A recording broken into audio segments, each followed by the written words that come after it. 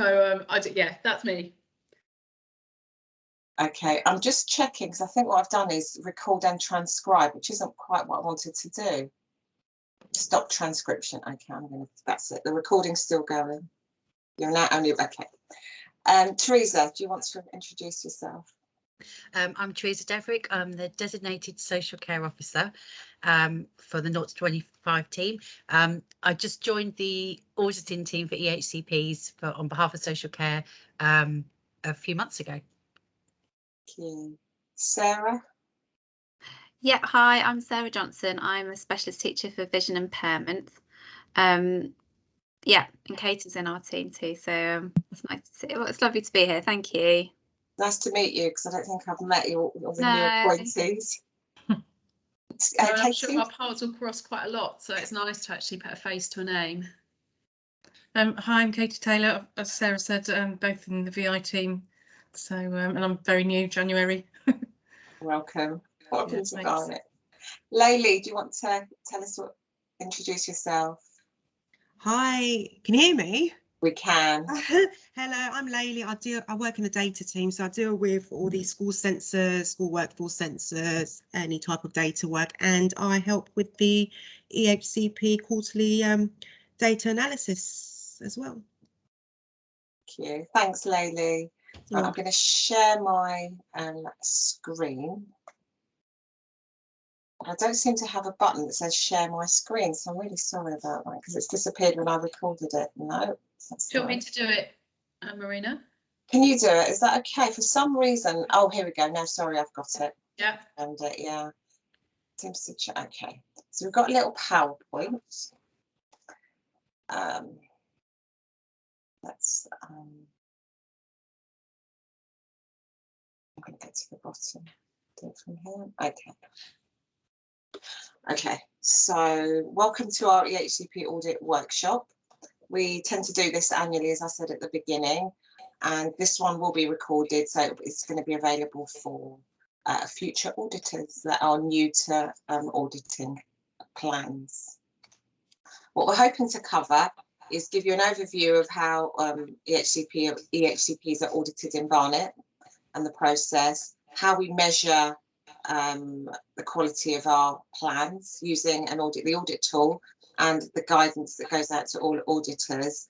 We can talk a little bit about completing an audit, and then you're going to have opportunities for any questions or any issues that may have risen when you've completed audits.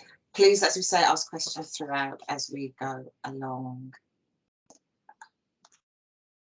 So at the moment, in the past, we used to audit 80%. It's gone down to 70%, and now our key performance indicator is we audit 50% of audits over the year. But what was really difficult in the past was we would audit plans that on that particular year. So we had 4 quarters, and in each quarter, the number of plans finalised would vary. So it was really difficult to forward plan. So what Ian agreed quite a few years ago was that we would base the number we audit on the previous financial year. So the audit year is on financial year, so it's April to April. So last year, for example, 408 plans were finalised, and then that means 50% is 204, so we do 51 per quarter.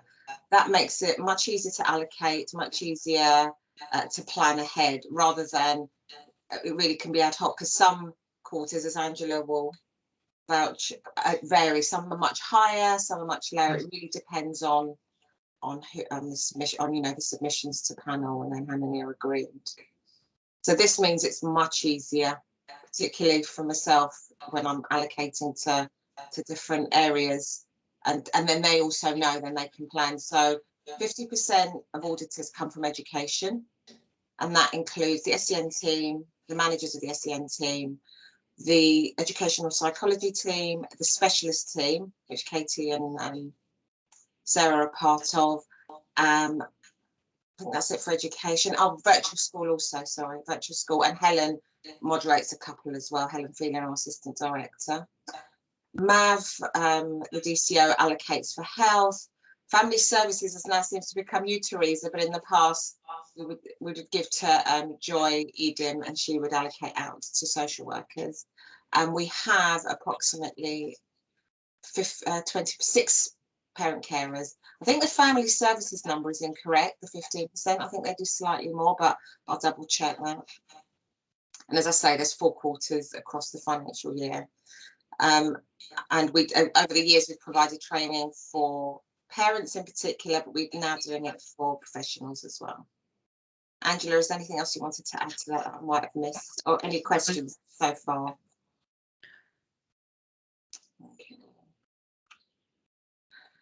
Okay.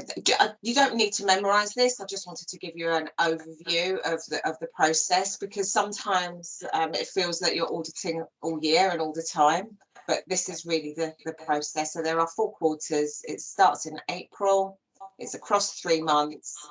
And then say for, we're currently in Q3. So audit plans for auditing went out a couple of weeks ago. The deadline is slightly later than normal because of the inspection. So Helen made a decision to extend the deadline, but ordinarily they would come in around middle of February. Laylee, who I couldn't do this job without, thank you Laylee, helps with logging of all the scoring, all the results, all the narratives that you provide, which then helps me then draft, and also she helps kind of do some of the analysis of the numbers, puts those in a report, and I do the analysis of all the narratives and the figures and what that might mean. So it then goes to Helen, and then managers from health, education, social care and family services, and we agree on the actions that need to happen. Sometimes action happens in advance, and I'll say a little bit about that later, but and then we get a report and signed off by Helen. So we meet quarterly as well.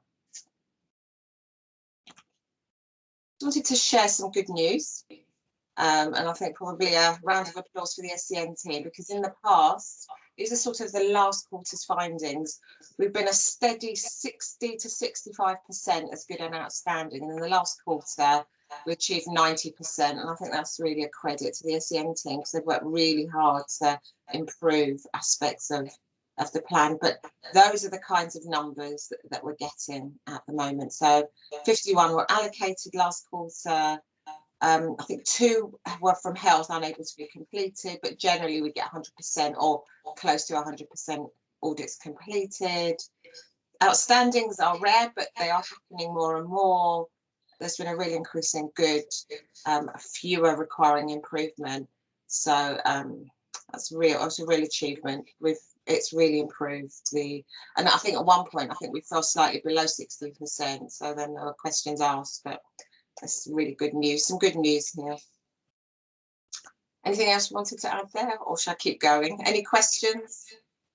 I'm going to say thanks for the praise, Marina. I think it is a team effort, because I think the SEN team have been able to improve the plans also because of the information that we've been receiving, and that's across the board from health, social care, and obviously our our school colleagues, education colleagues. So I think it is a true team effort. I just wanted to give you an overview of kind of what we also do with the data. And again, thank you to Laylee for her help with all these numbers, because she analyses the spreadsheets or sorts of inputs in the spreadsheets and puts all this information together for me. It makes my life quite a lot easier.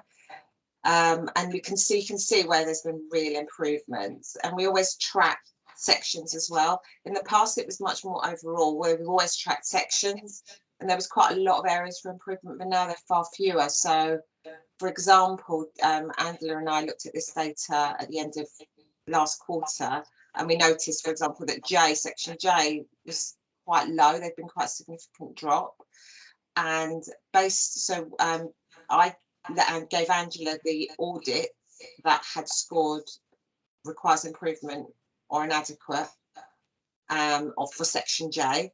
She looked at the sections from kind of her perspective, and I looked at the comments that auditors had made around section J, and we came up with the same reasoning for why section J was scoring so low or had dropped. So that really that's quite reassuring that we're both coming from the same place when we're making the analysis is the same. So, and I think Angela can say a little bit more, but the change that needed to happen was so small, but it would make such a difference to the scoring. But I'll let Angela say a bit more about that. Did you want to say a bit more about kind of section J? Just maybe yeah. I didn't know if you wanted me to do it later, but so what we discovered was so in our so over time, what we've changed our EHC template as it's generated, so that it flashes up with different things that must be included, or sorts of template wording, so people don't forget to add it. And for those particular requires improvement in section J, they had the caseworkers had just not sort of moved this piece of writing from A to B, if you like. So it was that simple and that frustrating, actually, because we had been marked down for something that was so easily rectifiable. But so we've now been able to do that, and in theory we should see section J go back up. So, you know, it's really helpful to look at it in by section, because something that's just really simple has been missed. And, you know, the complex things are the things that take time and that people work tirelessly on, but it's really frustrating when things that are simple get missed. So that was great. We can see kind of where the strengths are. I'm not 100% sure why G has dropped so much, but I will double check that. And H1, I think, Teresa, we were going to have a conversation. So we haven't actually, as managers, met about Q2 yet, but, and I haven't caught up with Teresa, but there's kind of you made some great comments, Teresa, so we can think about really how we can improve those sections, but that can happen at the managers meeting. But this was that kind of an action that Angela and I had noticed in that action before the managers had even met. So that's kind of what can be done during and after the analysis. Where am I at? The audit tool. I was going to share the audit tool and just give you a little bit of a history around the audit tool. Let me go back. I can just now, I think I need to come out of sharing, don't I? Because you can't see the tool, can you? Okay, so let me come out of sharing and reshare. So originally, when following the reforms, the audit tool was developed by a consultant. I'm going to come back to that page in a minute. Just start on section A. And but over time, that's quite a few years ago. So over time, we've adapted the audit tool.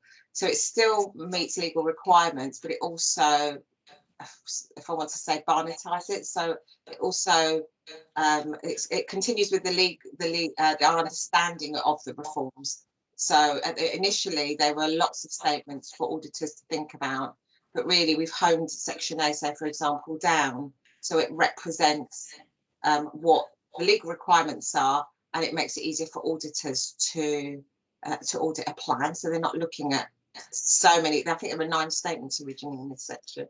So there have been some changes over the years. One of the changes we made this year, and we're trialing, and I think I might have to shrink it to see it because I can't seem to move it along, was, and I think I want to say this is you, Teresa, that put it in, but if it isn't, please say. But what was really helpful in the narrative, one of the auditors had started a sentence with, "This would be outstanding if." And that was really helpful for me when I was analysing the narrative about why is a plan, or why is this section been graded inadequate or requires improvement, or just good, and what would make it outstanding.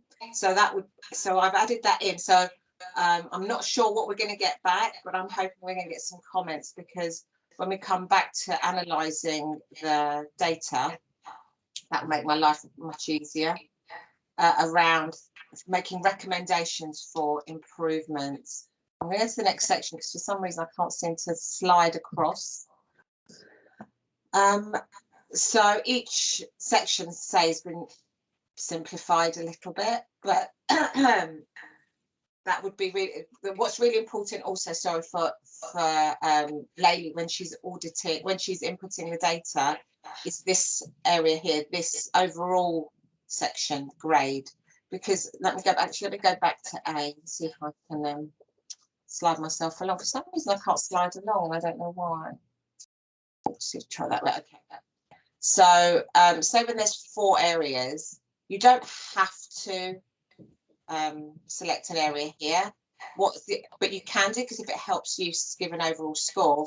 But what's really important is this section here, to score outstanding, good, requires improvement, or inadequate. There is a not applicable, but that's not for all sections. This section, say for example, is applicable to all plans. Because if you don't, Laylee will have to send it back to you, because what happens is, so if I say, for example, this section are good, it comes up here. So this is the data that's inputted into the spreadsheet. If there isn't completed, it has to be returned so that can be scored. Sometimes I can do it by looking if 4 areas have been scored and this one hasn't, but this is the area that's really important. So if you do nothing else on each section, please score this area, this row. Any questions so far about the audit tool? I'm going to jump to say a social care, because not all, this is still quite a long area, but not all children are known to social care, and probably a lot to health, but even less to social care. So you do get an NA, an option for an NA as well. Not applicable. And yeah, wherever possible, please complete the sentence and see what we get back. Particularly if you're scoring, if you think it's between good and outstanding, what would make it outstanding, but also if you're scoring a section inadequate, it's really helpful for us to have information about what would improve that section. Marina, Teresa's got her hand up. I don't know if you can see. Yeah, I can't. So what I'm going to do is I'll come back in, and then we can ask some questions. Okay. Yes, quick question. So when we do the scoring, it is good, outstanding, etc., and that all appears on the front, does that generate that overall grade, or is that done by person? Because the last audit tool it didn't, but I thought it did on the first audit tool that I completed. So Laylee, I'm going to say what I think it happens, and correct me if I'm wrong. I thought it did, it shouldn't, but what happens is when Laylee inputs all your scores in across each section, the spreadsheet is set up to generate an overall score. Is that correct, Laylee? That is correct, Marina. Okay, thank you. So and then Laylee puts all the numbers in for me into a report. But yeah, that's what happens. Brilliant. That's good. I wasn't sure whether I'd done something wrong. And I was checking all the different things, thinking, oh, is there something wrong here, and going through it. So I thought it was me. So that's brilliant. No, you're absolutely right. What I am going to do is I'm going to open up the tool again, actually, because I just wanted to point something out. Let me go back into it. I was going to talk about the first page, actually. That was what I've forgotten to do. Here we go. Let me share that with you.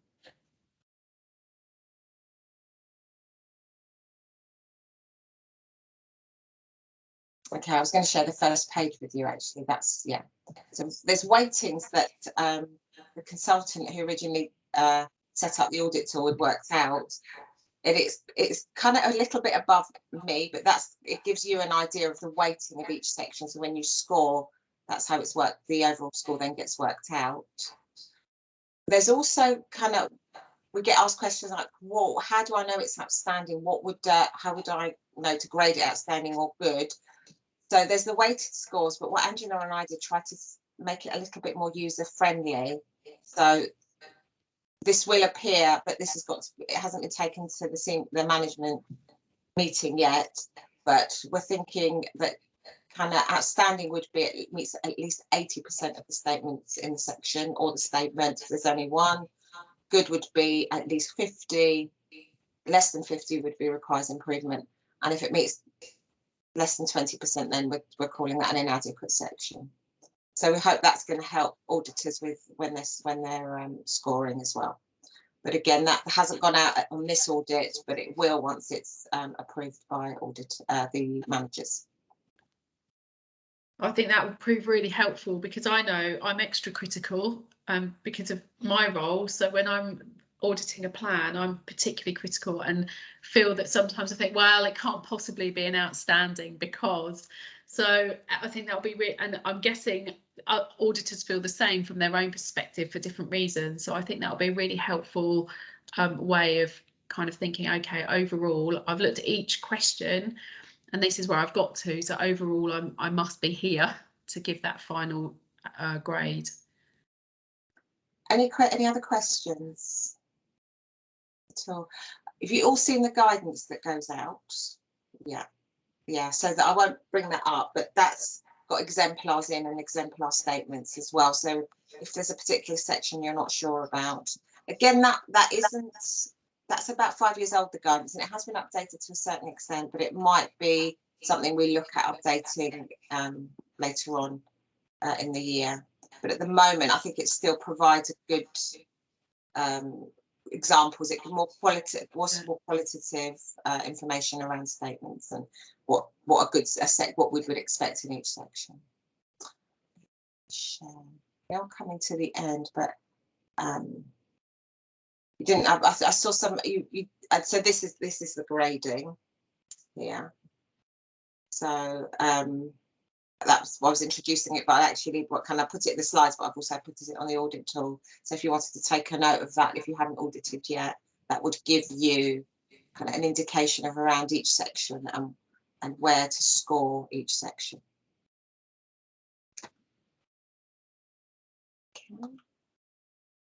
Okay. Any questions? Any thoughts that have come up when you've? Did I see your hand up, Teresa? Yeah, I've always got a question. No, please ask questions. So I think when I was looking, because the social care, I think we're really working hard, aren't we, to get the advices in and then get those advices reflected in the EHCP. Because I think sometimes you've not had those advices and now we've got them. It's now sort of making sure they're in there to a certain extent. So I think there's probably a bit of work to be done around that.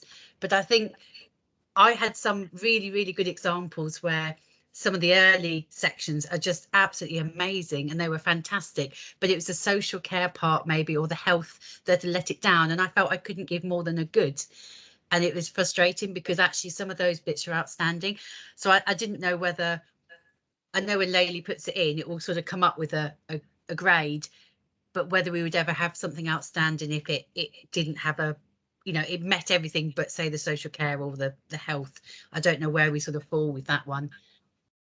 I can have a look at that further to the spreadsheet, but there's a certain, I think it meets outstanding in most areas. I think it would score outstanding. I don't know, Laylee, if you've noticed that with when you did some of the scoring. Sorry, can you repeat that question again? Sorry. Yeah, it would be just because we're saying 80%, but I'm just wondering whether if it had met, say, outstanding in most areas, but in one key area, say for social care or health, it had been requires improvement or an inadequate, would it still be graded as outstanding? I think it's a formula that's in there. I'm not quite sure of the exact formula, but I think if most sections are outstanding, it will class it as outstanding. So I think if one section says inadequate, I think it will still, if the majority is outstanding, that's how I've seen it anyways. I can double check that with this quarter just to see how it works. And that would be helpful. That would be helpful, Laylee. Thank you. No problem. But I would be uncomfortable though if there was a section that was inadequate for a plan to be scored outstanding. That's what I was thinking. Yeah. And particularly as we were doing quite a lot of work around the social care sort of parts to make sure that that's really strong. And what I would say, it has really improved over the years that I've coordinated the audit process. Social care was scoring really low. Health has dropped off a little bit, so we maybe need to do a bit of analysis around that when we meet Teresa with the managers. But social care has really improved, and actually a lot of the scoring was being pulled down by the scores for social care, and sometimes for health as well. So I think now the job we're going to be doing is looking more at each section. Yeah, I think having the report, so the MASH report and or social care report coming in is really helping. I think there's perhaps some training from SEN side to know what to extrapolate from those reports, because they can be quite lengthy. They can. I know. You know, about hitting the key things. And also there is the parental wish for some things not to be included or included. So I think that's twofold. So there's perhaps a bit of training there. health reports have definitely improved as well, which has helped be able to do section C and G. But again, I sometimes think there's perhaps that's a less of a training issue, but sometimes picking out when there's not so much information available, what to put rather than just the bland, this child has autism, you know, just sort of that bold, bland statement. So it might be something that we, especially if health has dropped off a bit. So it'll be maybe if we could unpick that, and then we could pick up where that might be going wrong and what we might need to do in the team to improve. I mean, would you be interested just to see a report, see what it might look like? Yeah. What I do with that information. So let's pull one up. Okay, that's 3. That's the wrong one. So this is a draft that goes to managers. So let me just enlarge that and then share it.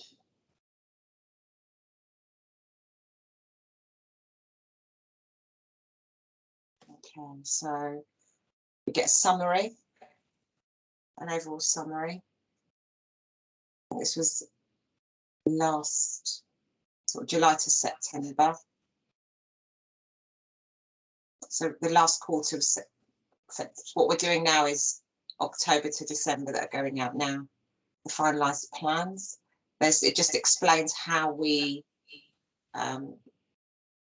allocate, how we work out how many to allocate. And then you've got your percentage of how many go out to each. Oh, it was right, it's the parent one that's incorrect, so I must correct that. So I thought family services did more than parents, but yeah, when I saw that number, I thought I've obviously typed it in incorrectly. Yeah, I didn't say a lot about, but from health we get the therapy. So we've got speech therapists, OTs, the sort of therapy teams, paediatricians, CAMS, and Mav, the DCO. She does some complete some audits as well. Family services, so they've got 8, and we've got now we've got parents do 6, but last quarter they couldn't, but they've all been trained. So, and they also had to sign a confidentiality agreement because they're looking at children's data, but all the plans they get are anonymised, so they don't get any data that's got a children's name on identifying information. That just shows you the difference. Where's that difference we were talking about there, the 60 to 90?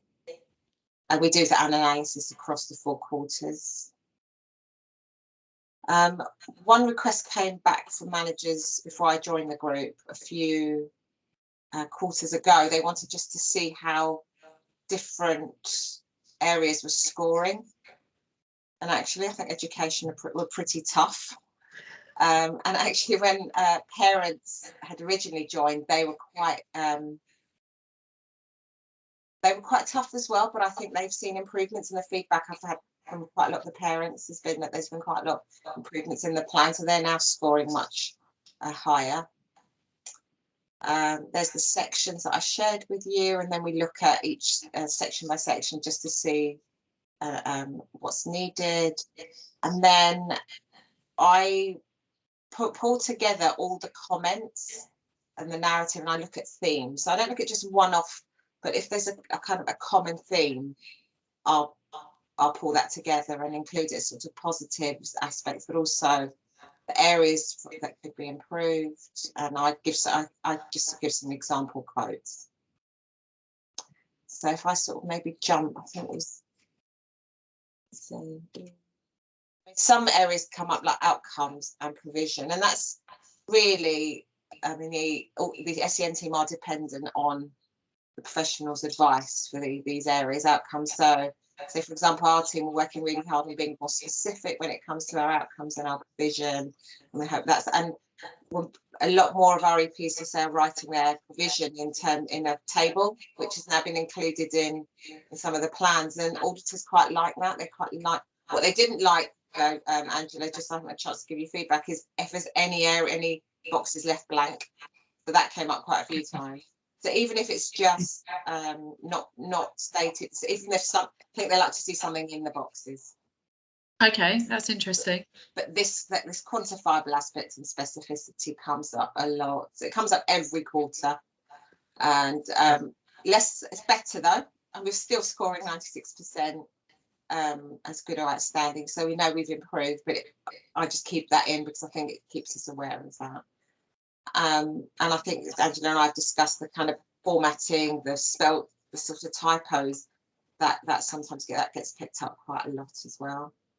And that is, we know that's the kind of sheer volume of plans that need to be put out. So sometimes these things happen. I was just lack of. Oh, here we go. I was just thinking why G was low, and I couldn't recall. But I think the challenges with therapies. I think occupational therapy. So I've mentioned this here, occupational therapy, because that came up quite a few times. So I think that was the reason that the scores are low, is the lack of therapy advice, primarily OT, and CAMS comes up quite a lot. So that's kind of what I do with the data. So that's an interesting one with CAMS. So what would be helpful to know, just, as we're thinking about when we audit, whether that's a view that CAMS should be more involved with that particular child, or that there is an essence in the plan that there is a heavy CAMS involvement, but it's not represented in the plan. I think that would be really helpful to unpick, and auditing, if they're those kinds of comments, to really be able to specify, is it something that you think that is missing on a practical note, that you think, well, hold on, we've got a lot of information here about the CAMS input, but then there's nothing in G, or just making it really separate, that it's something about why is CAMS not involved with this family thought. It's the latter. It's the former. It's that CAMS are involved, but there's very little information. So just that's really helpful to know one way or other. That would be helpful. I'll try and unpick that a bit further for you. Any other questions? Yes, Teresa. That's okay. So what would happen if you have an inadequate one? What happens from then onwards? Does it go back to caseworker with manager? What is it rewritten? Can I say we haven't had inadequate for quite a few quarters? But good, that solves that question. But Angela, myself and Linda, I always feed back to Angela and or Linda about if there's a particular section that is scoring quite low, and we look at that in particular. But yeah, we haven't had, we did have inadequate for a while, but that was many years ago, and I think we haven't had inadequate for quite a few years now. So that's really positive. But yes, if I notice when I do the analysis there's particular areas that are scoring really low, or one that has scored inadequate, yeah, that gets flagged, and I think Angela can talk about that, the process within the team. Yeah, so I think if it, using section J as an example, requires an improvement, or maybe one was inadequate, I can't remember which, but the error, if you like, or what had brought it down it didn't affect actually what had, the rest of the plan, because it was about the fact that we just hadn't stated the parent hadn't asked for a personal budget, which is why it brought it down. So I think if it's something that was so we would just fix that for the future, and on the whole we would try and fix for the future. I suppose it would depend what the issue was. To redo the plan would have quite a few legal ramifications. So we would have to think really carefully about that if we felt that there was a particular section that was so poor it couldn't be out in the public domain as a legal document. I haven't seen any of those. It was just a hypothetical. No. As Marina said, that's unlikely, like where we've got to. So I think most things would be to fix for the future. Do you want to say a little bit about what happens with the draft, because they're double checked, aren't they? Yes. So when a caseworker drafts a plan, that all of those are then sent to a manager to look at before they're issued, and then they're sent to SEN to say yes, it's been agreed. SEN admin, it's been agreed by a manager that the content of this plan is sufficient to issue. And then, of course, parents and schools have got 15 days to comment on the content. So we will go through that process again. So the caseworker will update the final plan, or the proposed final, with any comments that come back, and it goes back to the manager to check and sign off. So in theory, it's quite robust. And if there are lots of changes, so if a parent particularly often around where parents got an advocate or legal representation, it's a large number of requests for change. A manager and caseworker will sit and look at that plan together, so that we can understand exactly what's being asked for, and make sure that, you know, what we're doing is in line with the requirements of the Children and Families Act. So it should go through several stages before being issued. And I'm always frustrated when I miss a typo. That was only going to be my only comment on those bits. It's so difficult. And I know even if you do a review and a spell check, sometimes some words still could be wrong. But it'd just be really good if we knew that they were just doing a spell check before they sent it. And as you say, they are. So I picked up yesterday, I was going through a final plan, and I picked up that where there'd obviously been a strike through in the bold. So that's how we do proposal amendments. It's a strike through if it's coming out, and it's a bold if it's coming in. But somehow the strike through sort of merged.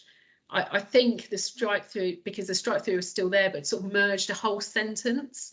But it wasn't underlined in red, and you would have absolutely expected it to be. So I don't know why. Maybe it's because it was struck through. I don't really know, but it hadn't been picked up in red, and my eye just was drawn to it. But the caseworker had obviously overlooked it, so we could rectify. But it is frustrating when we miss that. It is, and I know I'm a stickler for it, and I apologise, but I really, and I saw one of my MASH advices. I typed and I put, instead of getting the L, I'd got the colon, and I got colon Y, and I was like, oh, and it came to panel, and I was so embarrassed because I'm so, you know, quick to sort of say typo, you know. Yes, and I think we feel the same, and I don't like it. And as a parent, I would hate it if I got a report when, you know, or a written document when there was the typos. Absolutely, and we do try really hard, as I say, two-stage to try and pick up on anything that comes up like that. I just have one question about moderating. So I know Linda sent round, you know, one that she thought was outstanding, and I'd moderated, and I think it was really helpful because seeing someone else's comments, well, actually I didn't see them till after I'd done it, because I didn't look at Linda's comments until I'd read it myself and put my comments. Then I sort of, and we'd had slightly different views on a couple of sections, but not far out.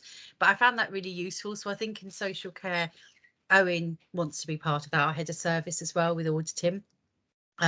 So I think we're both going to try and do as many as we can, or hopefully overlap on a few, just so that we can sort of check that we are asking for the same things as well with our sort of eyes, sort of through social care, because I think it was really helpful to see other people's views. And I think we have moderated in the past, but I think it's an action that was agreed at the last managers meeting, that we're going to do some moderating of particularly outstanding plans. So how can we make sure that we get some more good to outstanding, what actually makes an outstanding plan? And in panel last week when I was on, I definitely saw an outstanding plan. So I think it's making sure that that goes back to the SEN team as well, that feedback is, this is what we're looking for, as well as the United Credit, because I think I reflected back to Andrew, it's quite hard to have your work judged so thoroughly, but obviously it's part of the reform. But it is as long as it's balanced, you get constructive feedback as well as, actually this is great, this is a great plan, and recognise the hard work that's gone into improving the plans. Absolutely, and I think for caseworkers to know when they're getting it right, because they, you know, our new assessment case officers write so many plans that, and there is a parental influence on each plan. You know, it comes with their, you know, their own sort of individuality to a degree as well for some families, and to know that you've hit the mark, to know that what you've done is outstanding. You think, you know, that you can replicate that again, and not replicate the inadequate, obviously, or the requires improvement, but to learn from that. But I sometimes think for caseworkers, they don't even realise when their work is good because they've already moved on to the next one. So I think it's really helpful for them to know that they've got it right, and that they should keep doing that. Any other questions? Any other comments, queries? Okay, thank you for coming to the training, everyone, and thank you for agreeing for it to be recorded. I now need to work out how to save it and where to put it. So we will watch this space, but it will be available to auditors. Thank you very much. Thank you, Thank you. Angela, Marina. Thank you. Thanks. Thank Good to you. see you. Thank you. Yeah, you too. Bye. Bye. Bye. To work out how to stop recording. Stop recording. There we go.